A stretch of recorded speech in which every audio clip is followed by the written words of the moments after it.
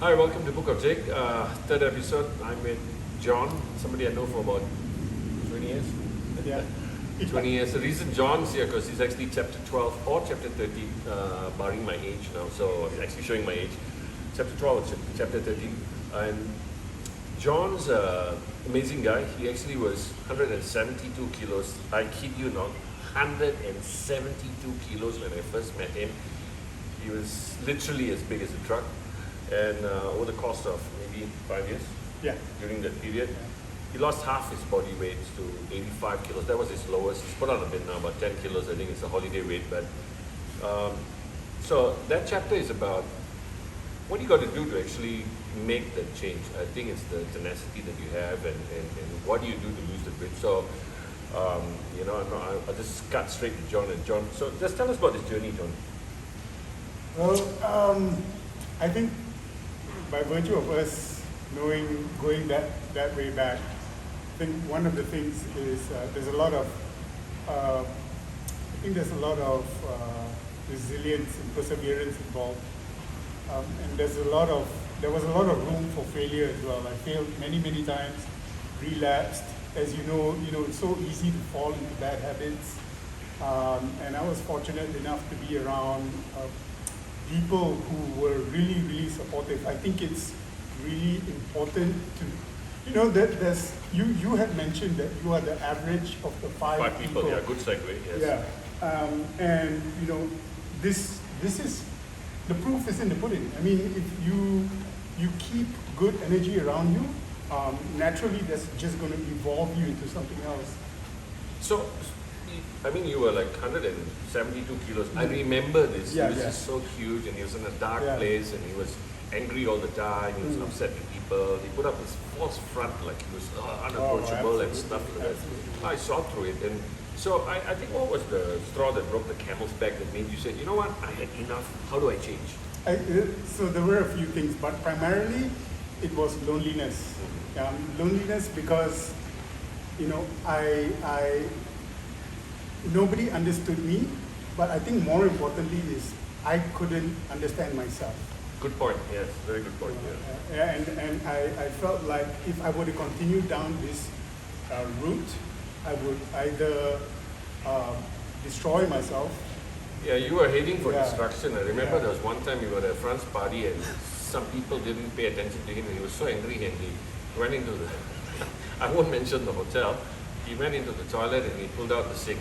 Seriously, literally pulled out the sink because he's so angry because nobody's paying attention. And at that point, that was my epiphany. I said, you know what, this guy really wants the attention, and I don't blame him. So I was in his ear like almost every day. He said, hey, let's go to the gym. And this was the Curve Days Fitness First. Thanks Fitness First for that. Free plug for you guys. And I said, hey, let's join the gym. And I remember that. And I remember his first days. He said, just let's walk. After walking, we got into it. And then he started to see the changes. I remember this. And we had a group of friends who supported each other. But I was in his ear all the time. I was like, hey, better stop drinking, better stop this, better stop that. And to a point of annoyance. But you have to read the chapter. But John, I think the thing that worked the most was actually you took control of your life rather than I can say what I want to say, but if you get up and you're inspired, you're motivated, and you're inspired, but you don't have the discipline, you're not going to follow through. It's another part of the book. It's talking about motivation and discipline. But think about it, from 172 kilos, at the best you were 85, I remember. Yeah. John, and hope you don't mind me saying that John also went to, he had to get his skin cut and stuff, like he was like sagging everywhere. And literally, he lost like 4 pounds of skin himself. But what an amazing journey. I mean, not many people can do that. And he's not looked back. I keep giving him a little bit of stress also because I said, it's so easy to relapse. Correct. So what keeps you going? Honestly, it's I think that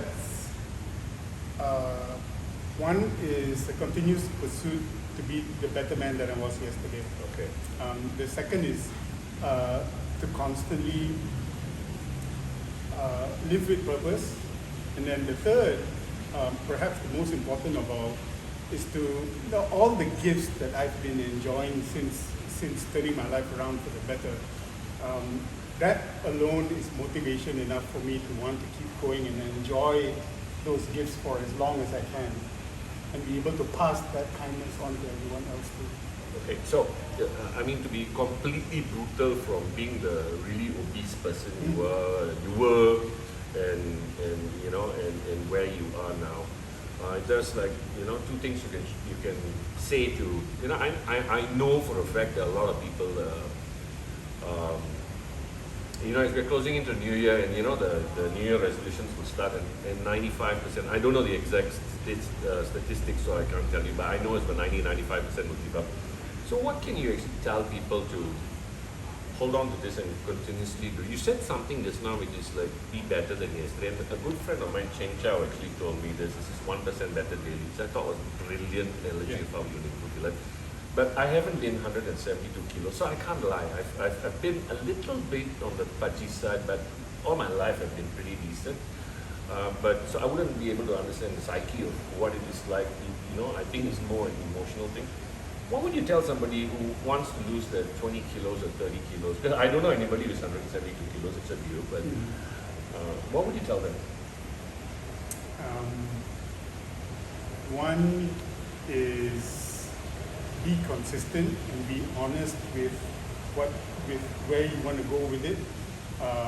The second, What do you mean? That's too vague for me. okay, so what I mean by that is set realistic goals. Okay, so 1 kilo at a time. Yeah. The second is remember who you're doing this for.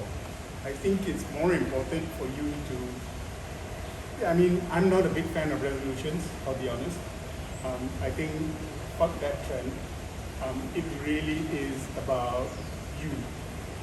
Are you? Did you cursed on my episode? I'm so sorry. It's Derek. okay, it's alright. I'm so We allow a curse word also. Yeah, Okay. it's the book of truths. Okay. Yeah. So, the other thing is you need to have this resolve, and be prepared to make some sacrifices, and those sacrifices will in turn reward you in kind.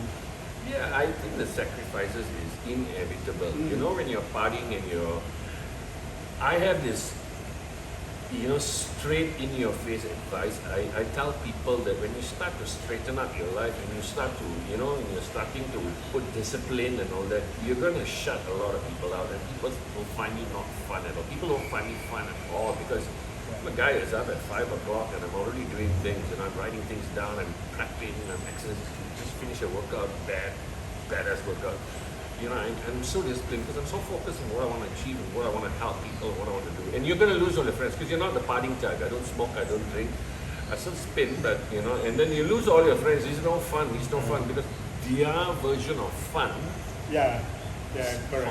completely against your beliefs. So I guess you're right. We hope to see you grow in leaps and bounds. John's also writing a book. We'll talk about that later. But pre-sales of the book is out really soon. I'll keep you posted. Really hope you support it. It's a very honest book.